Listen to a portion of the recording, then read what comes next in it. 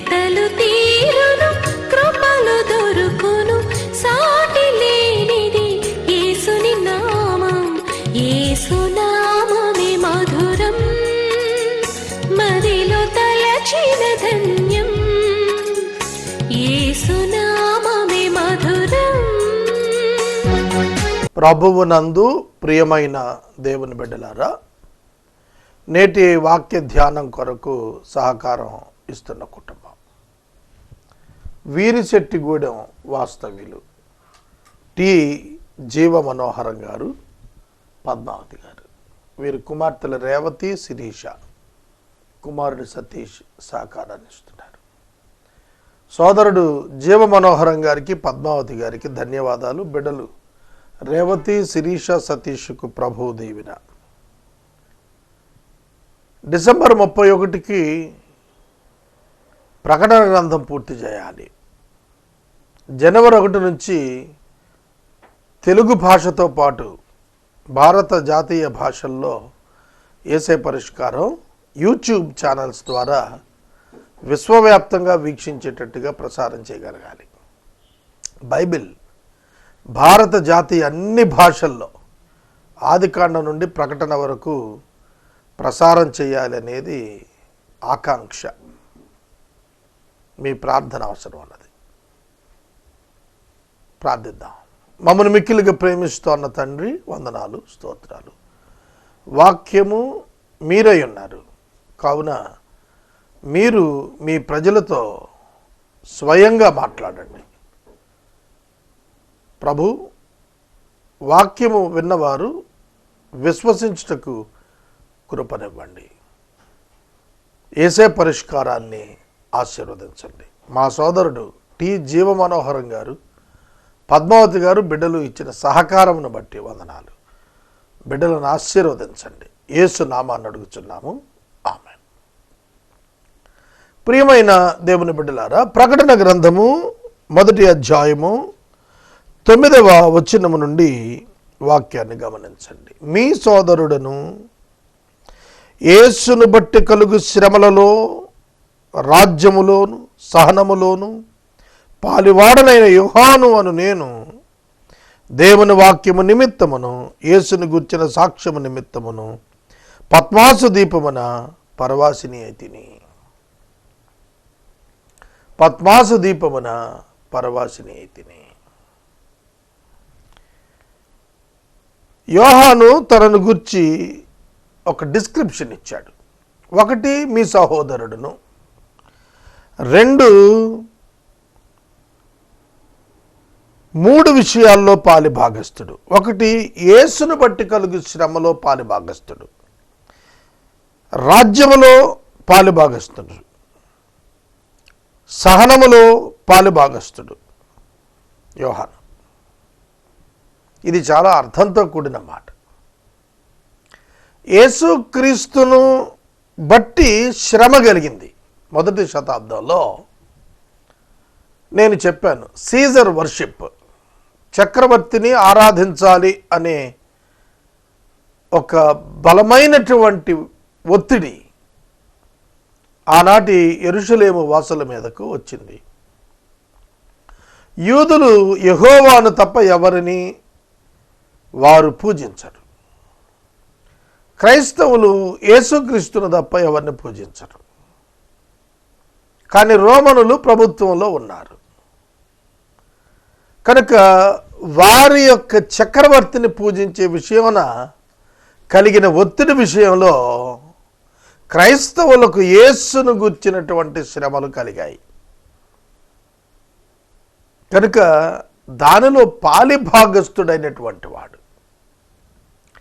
ఇవాళ క్రైస్తవ్యం నేతి బీరకాయలోని నేతి వలె ఉన్నది.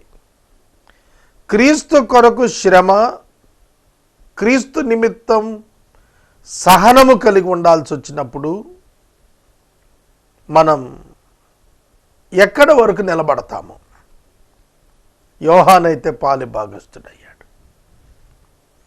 అతని యొక్క ఇంట్రడక్షన్, నేను మీ సహోదరుణ్ణి, నేను సంఘానికి గొప్ప నాయకుడిని చెప్పలేదు, అపోస్తలుడును నేను అని చెప్పుకోలేదు. తనను గురించి గొప్ప చెప్పుకోలేదు. వారితో సమానంగా తనను తాను పరిచయం చేసుకున్నాడు. కనుక యోహానులో ఈ గొప్ప లక్షణం మనకు సవాలుగా ఉన్నది. పద్మాసు దీపములో పరవాసిగా ఉన్నప్పుడు ఆదివారమున ఆత్మవశుడై ఉన్నాడు. బోరధ్వని వంటి గొప్ప స్వరం అతనితో మాట్లాడుతోంది వెనక నుండి. ఏమనగా, నీవు చూస్తున్నది పుస్తకంలో రాయి 7 సంఘాలు, ఎఫెసు, స్ముర్న, పెర్గము, తుయతైరా, సార్దీసు, ఫిలదెల్ఫియా, లవోదికియా అను 7 సంఘములకు పంపించు. 7 సంఘాలకు కూడా నువ్వు చూచుచున్నది, ఇక చూడబోతున్నాడు దృశ్యాలు, అది నువ్వు రాసి పంపించు. ఆయన వెనకాల ఒక స్వరం వినబడుతోంది. ఆయన వెనక ఒక స్వరం వినబడుతోంది యోహాను గారికి. ఆ స్వరము సంఘాలకు ఉత్తరములను వ్రాయమంటున్నాడు. అయితే అక్కడ లిటిగేషన్ ఏమిటంటే చూచుచున్న సంగతులు. 7 సంఘాలకు ఏమి సంభవించబోతోంది అనేది చూస్తున్నాడు. స్కానింగ్ అంటాం. స్కానింగ్ అంటే అంతర్గతంగా ఉన్న వాటి యొక్క నిజ దృశ్యాలు వెలుపటికి చూపబడటం స్కానింగ్ యొక్క ప్రత్యేకత. ఒక విధంగా 7 సంఘాలను స్కాన్ చేస్తున్నాడు ప్రభు. అది యోహానుకు చూపించాడు. ఇది వినగా నాతో మాట్లాడుచున్న స్వరం ఏమిటో అని చూడ తిరగగా 7 సువర్ణ దీప స్తంభములను, 7 స్తంభముల మధ్యన మనుష్య కుమారుని పోలిన ఒకడిని చూచాను. 7 సువర్ణ దీపస్తంభాలు, 7 దీపస్తంభాలు, 7 మధ్య తిరుగుచున్నటువంటి మనుష్య కుమారుడు. ఆయన పాదాల మట్టుకు దిగుచున్న వస్త్రం ధరించుకున్నాడు. రొమ్మునకు బంగారు దట్టి కట్టుకున్నాడు. ఆయన తల వెంట్రుకలు తెల్లని ఉన్నిని పోలినవై హిమమంత ధవళముగా ఉన్నవి. ఆయన నేత్రాలు అగ్నిజ్వాలల వలె ఉన్నాయి. ఆయన పాదములు కొలిమలో పుటము వేయబడిన మెరియుచున్న బంగారముతో సమానమైనవై ఉండెను. అపరించి ఆయన కంఠస్వరము విస్తార జలప్రవాహముల వలె ఉండెను. ఆయన తన కుడి చేత 7 నక్షత్రములను పట్టుకొని ఉండెను. ఆయన నోట నుండి 2 అంచులు గల వాడి అయిన ఖడ్గం ఒకటి బయలు వెడలుచు ఉండెను. ఇక్కడ మనం చూసినప్పుడు యోహాను యేసుక్రీస్తు ప్రభువు యొక్క ప్రత్యక్షతను గురించి రాస్తున్నాడు. యేసుక్రీస్తు ప్రభువు యొక్క ప్రత్యక్షత తనకు ఎలా కలిగిందో రాస్తున్నాడు. ఆయన సంఘాల మధ్యన సంచరిస్తున్నాడు. మత్తయి 28 ఆఖరి మాటలు అదే చెప్పాడు, నేను సదాకాలం మీతో కూడా ఉన్నాను అని. కనుక యేసుక్రీస్తు ప్రభు తండ్రి కుడి పార్శ్వాన ఆసీనుడై ఉన్నాడు. అదే ప్రభువు సంఘము మధ్యన ఉన్నాడు, సంఘముతో ఉన్నాడు, దేవుని సేవకులతో ఉన్నాడు. ద సేమ్ టైం అదే ప్రభు మనతో ఉన్నాడు. అదే ప్రభు సింహాసనం మీద ఉన్నాడు. అది ఆయనకే సాధ్యం. ఆయన భౌతికపరమైనటువంటి లిమిటేషన్స్ ఉన్న ఆయన కాదు. ఆయన ఏకకాలంలో సింహాసనం మీద ఉన్నాడు. అదే ప్రభు ఆత్మస్వరూపిగా సంఘాల మధ్యన ఉన్నాడు. ఎందుకు చూపిస్తున్నాడు యేసుక్రీస్తు ప్రభు సంఘాల మధ్య ఉన్నది? నజరేయుడైన యేసుక్రీస్తు శిలువలో మరణించిన యేసుక్రీస్తు, పునరుద్ధారుడైన యేసుక్రీస్తు, ఆరోహణుడైన యేసుక్రీస్తు అంతవరకు తెలుసు యోహానికి. అట్టి ఆయన పునరుద్ధారుడై ఆకాశమునకు కొనిపోబడినటువంటి వాడై తండ్రి కుడిపార్శ్వాన కూర్చున్నప్పుడు ఆయన ఏ విధంగా ఉన్నాడు? ఆయన తల వెంట్రుకలు తెల్లని ఉన్నిని పోని హిమమంత ధవళముగా తెల్లగా ఉన్నాయి. ఆయన నేత్రాలు అగ్నిజ్వాలల వలె మెరుస్తున్నాయి. ఆయన పాదములు బర్నిష్డ్ బ్రాంజ్ ఇత్తడి వలె మెరిసిపోతున్నాయి. అది రాస్తున్నాడు.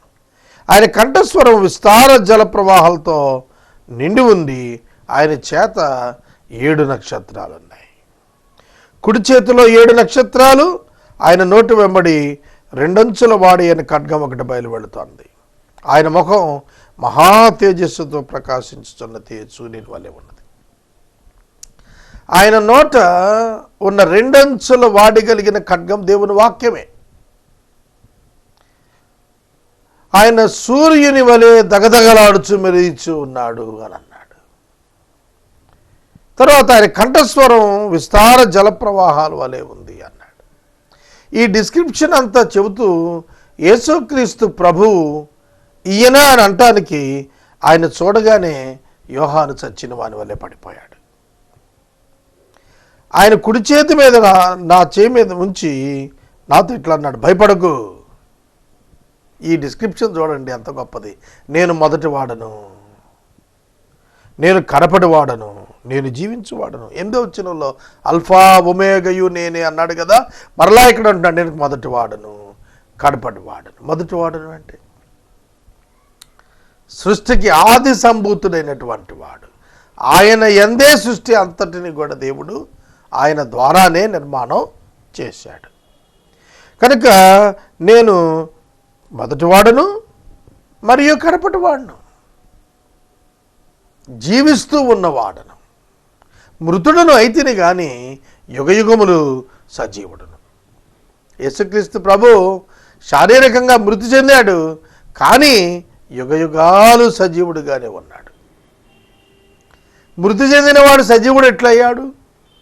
రోమా 12:1 సజీవ యాగం. భౌతికంగా యేసు మృతి చెందాడు, తిరిగి పునరుద్ధానం చెందాడు. కనుక ఆయన సజీవుడే నిత్యము. ఆయన అంటున్న మాట, మరణము యొక్కయు పాతాళ లోకము యొక్కయు తాళపు చెవులు నా స్వాధీనంలో ఉన్నాయి, నా స్వాధీనంలో ఉన్నాయి. కాబట్టి నువ్వు చూచిన వాటిని, విన్న వాటిని, వీటి వెంట కలుపుబోవు వాటిని, అనగా నా కుడి చేతిలో నీవు చూచిన 7 నక్షత్రాలు గుర్చిన మర్మాన్ని, 7 సువర్ణ దీప స్తంభముల యొక్క సంగతిని వ్రాయుము. ఆ 7 నక్షత్రాలు 7 సంఘాలకు దూతలు, ఆ 7 దీపస్తంభములు 7 సంఘములు. కనుక సంఘాల మధ్య తిరుగుతున్న ప్రభువు సంఘ దూతలైనటువంటి వారిని చేతబట్టుకుని నడిపిస్తున్నటువంటి వాడు చెబుతున్నాడు. సంఘాల మధ్య తిరుగుతూ సంఘ సేవకులను తన చేత పట్టుకున్నటువంటి వాడు యేసుక్రీస్తు ప్రభు. వారిని ఒంటరికి వదిలిపెట్టలేదు. They are in the hands of Jesus Christ. యేసుక్రీస్తు యొక్క చేతిలో దైవ సేవకుడు ఉంటాడు. కనుక సంఘానికి సేవకుని ద్వారా దేవుడు ఒక అద్భుతమైనటువంటి సందేశాన్ని ఎప్పటికప్పుడు ఇస్తున్నాడు. ఇదే యోహాను గారు చూసినటువంటిది. పద్మాసు దీపంలో పరవాసుగా ఉన్నప్పుడు ఒక అద్భుతమైనటువంటి ప్రత్యక్షత యేసుక్రీస్తు ప్రభువుకు దేవుడు ఇచ్చి తన దాసుడైన యోహాను ద్వారా సర్వలోకమునకు కూడా తెలియపరిచాడు. యేసుక్రీస్తు ప్రభువే ఆయనకి స్వయంగా ప్రత్యక్షమయ్యాడు. పేతురుతో ప్రభు అన్నాడు, యోహాను నేను మరలా తిరిగి వచ్చు వరకు బ్రతికి ఉంటే నీకెందుకు అన్నాడు. కాబట్టి అప్పటి నుండి ఆ శిష్యుడు మరణము పొందడు అని అనేకులు అనుకుంటారు అన్నాడు. అది కాదు వాస్తవం, ఇది వాస్తవం. పద్మాసు దీపంలో యేసుక్రీస్తు ప్రభువును స్వయంగా చూశాడు, ముఖాముఖిగా చూశాడు. ఆయన పాదాల దగ్గర పడిపోయి ఉన్నాడు. ఆయనే లేపాడు, ఆయన తాకాడు, ఆయన లేపాడు, ఆయన మాట్లాడాడు, యోహాను విన్నాడు. కనుక యోహాను సువార్తలో చివరి అధ్యాయంలో పేతురు గారికి ప్రభువు చెప్పిన జవాబుకి ప్రకటన గ్రంథం మొదటి అధ్యాయంలో మనకు అద్భుతమైనటువంటి ఆధారం లభిస్తుంది. యేసుక్రీస్తు ప్రభు అనగానే ఇవాళ చాలా తక్కువగా మాట్లాడతారు. యేసుక్రీస్తు ప్రభువు దేవాది దేవుడు అనేది ఈ వాక్యాలన్నీ కూడా రుజువు చేస్తున్నాయి.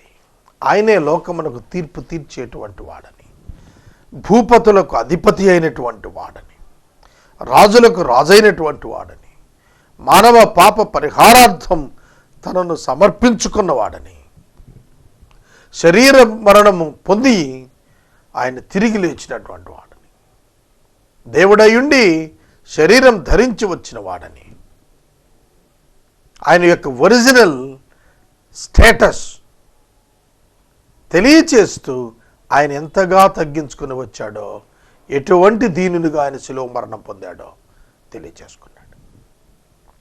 కనుక మొదటి అధ్యాయం చివరికి వచ్చేటప్పటికీ మనకు అర్థమైంది ఏంటంటే, పరిశుద్ధాత్మ దేవుని ద్వారా యేసుక్రీస్తు ప్రభువారు ఒక సందేశాన్ని ప్రపంచ క్రైస్తవ సంఘానికి ఇవ్వాలనుకున్నారు. అలాగే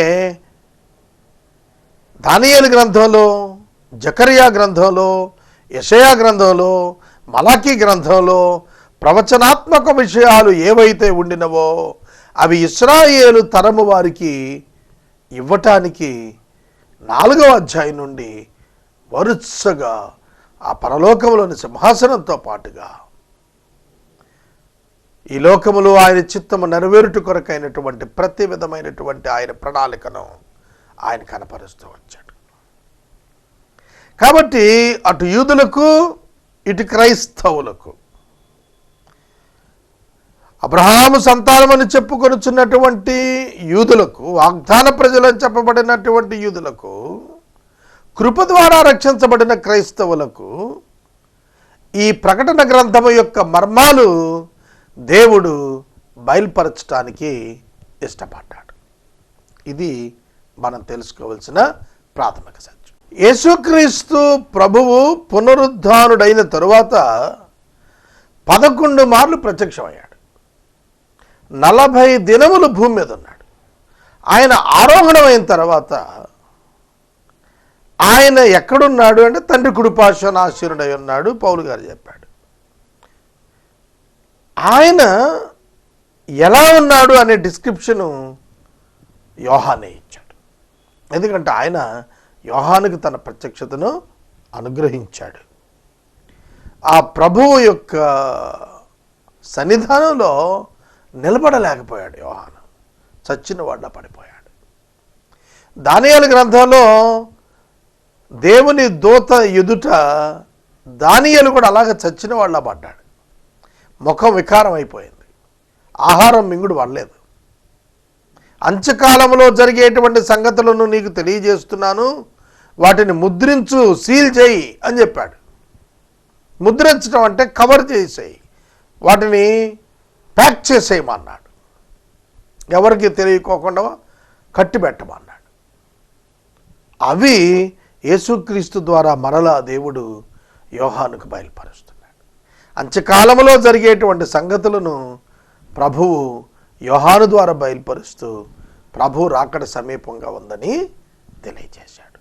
ఇక మనం 2వ అధ్యాయంలో మనము గనుక 29 వచనాలు మనం చూస్తే, ఎఫెసు సంఘము, స్ముర్ణ సంఘము, పెర్గెము సంఘము, తుయతైరా సంఘము, 4 సంఘాలు. అలాగే 3వ అధ్యాయంలో సార్దీసు సంఘము, ఫిలదెల్ఫియా సంఘము, లవదకియా సంఘము, అక్కడ 3 సంఘాలు. ఈ 2 అధ్యాయాల్లో సంఘపు దూతకు అంటే సేవకుడికి ఇలా రాయి అని చెబుతూ ఈ 7 సంఘాలకు కూడా కొన్ని విషయాలు చెప్పాడు. అవేమిటంటే, ఒక్కొక్క సంఘం యొక్క నిజస్థితి ఎలా ఉంది, ఉండవలసిన స్థితి ఎలా ఉండాలి, మార్పు చెంది ఎలా మారాలి, జయ జీవితంతో ఉంటే ఎటువంటి బహుమానం పొందుతారు, దేవుని ఆత్మ చెప్పుతున్న మాట వినుగాక.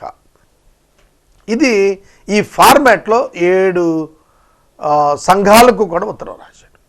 వాళ్ళ డిఫెక్ట్స్, వాళ్ళ రిపెంటెన్సు, మరలా వారి యొక్క బహుమానం, reward for their faith and victorious life. కనుక ఈ 7 సంఘాలు కూడాను మనం గమనించినప్పుడు క్రీస్తు శకము ప్రభు ఆరోహణమైన తరువాత పెంతెకొస్తు పండుగ నాడు సంఘం ఆవిర్భవించినప్పటి నుండి నేటి వరకు మరియు ప్రభు రాకడ వరకు ఉండేటువంటి సంఘాలకు పోలికగా ఈ 7 సంఘాలను ప్రస్తుతమున తెలియపరిచాడు. కనుక మొట్టమొదటి సంఘమైనటువంటి ఎఫెసు సంఘానికి దూతకు రాయమంటున్నాడు.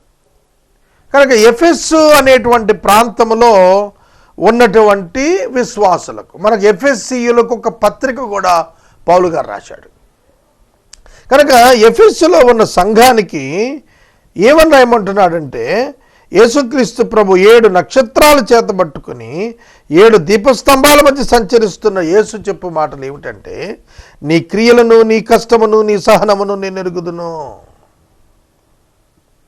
యేసుక్రీస్తు ప్రభు సమస్తము ఎరిగినటువంటి వాడు. క్రియలు, నీ కష్టం, నీ సహనం, మెరిట్ అన్నమాట. ఇది స్పిరిచువల్గా ఒక మెరిట్ ఉంది నీకేంటంటే, నీవు యేసు పేరిట క్రియలు చేశావు, యేసు పేరిట శ్రమలు పొందావు, యేసు పేరిట సహనం చూపించావు, యేసయ్య కొరకు కష్టాలు అనుభవించావు. ఇవి నేను ఎరుగుదును. కనుక మనం ఎప్పుడు గుర్తుపెట్టుకోవాలి, మనం ప్రభువు కొరకు ఏ ప్రయాసపడినా ఆయన ఎరిగి ఉంటాడు. దాన్ని ఆయన ఫలితమిచ్చేటువంటి వాడు.